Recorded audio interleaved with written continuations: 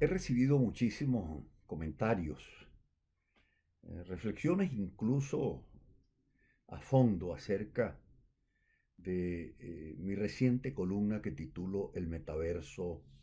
de Davos.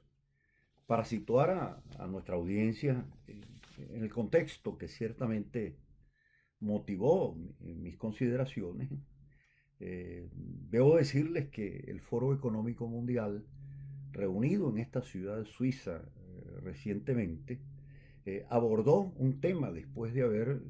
paralizado su reunión del año pasado, en donde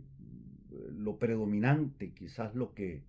estuvo allí más de bulto fue justamente lo del salto tecnológico que anunciaron fundamentalmente los varones de este occidente judeocristiano que se muestra en decadencia. Y lo digo no como una expresión que intenta romper la esperanza, sino justamente para fijar una realidad que requiere y amerita de respuestas urgentes y de correcciones inmediatas. Allí ciertamente se habló e impactó sobremanera el tema de la experiencia virtual tridimensional, el ingreso a la experiencia del metaverso, que es una suerte de aparato a través del cual puede cada ser humano, cada persona, vivir una experiencia esencialmente sensorial, salir de su realidad mundana cotidiana y situarse en el marco de realidades netamente virtuales. No quiero decir yo que esto no sea trascendente, muy importante, pero llama poderosamente la atención que este tema haya ciertamente conmovido en Davos luego de una exposición o planteamiento que hace el señor de la Procter Gamble, en donde advierte que la globalización se encuentra por lo pronto paralizada. Y se acompaña a esa expresión de otra no menos sorprendente, la del ex canciller norteamericano, ex secretario de Estado, el gran veterano, esta suerte de mito o de leyenda que es Henry Kissinger,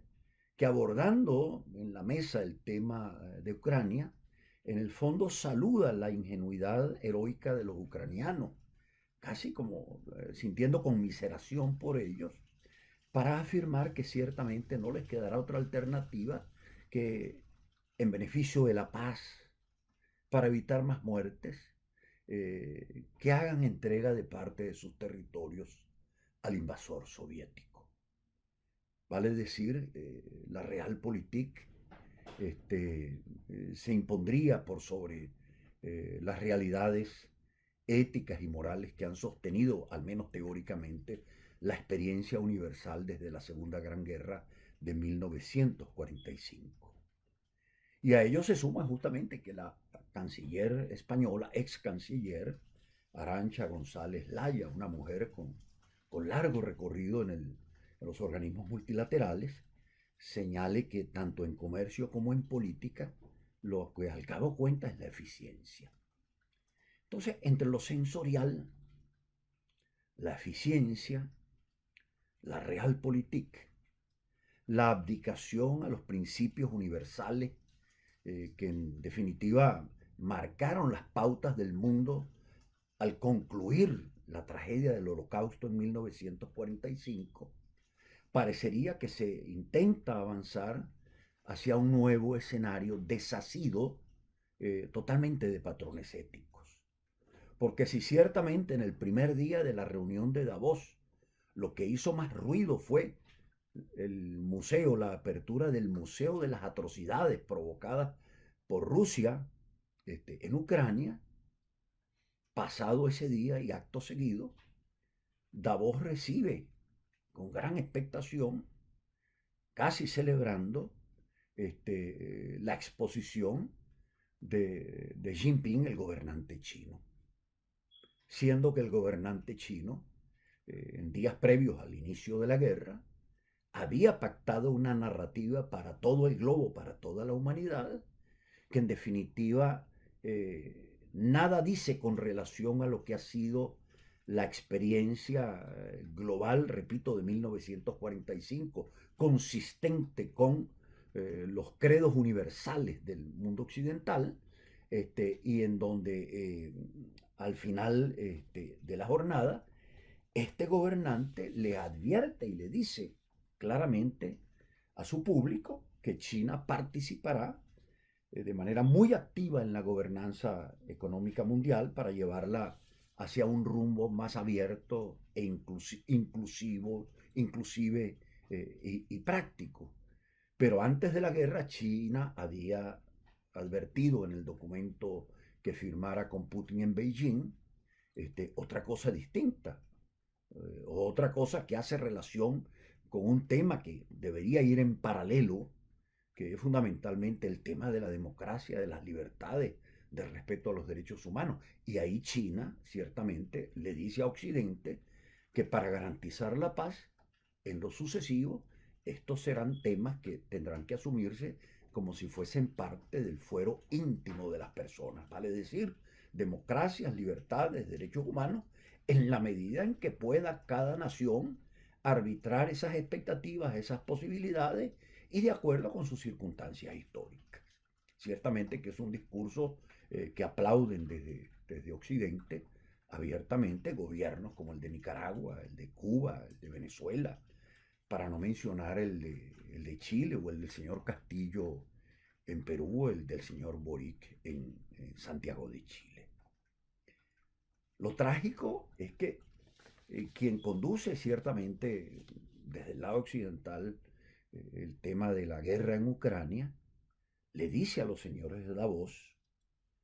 que no deben olvidar que la libertad es más importante que el comercio. Lamentablemente, en Davos ciertamente hubo más oídos para lo que planteaba por un lado el gobernante chino,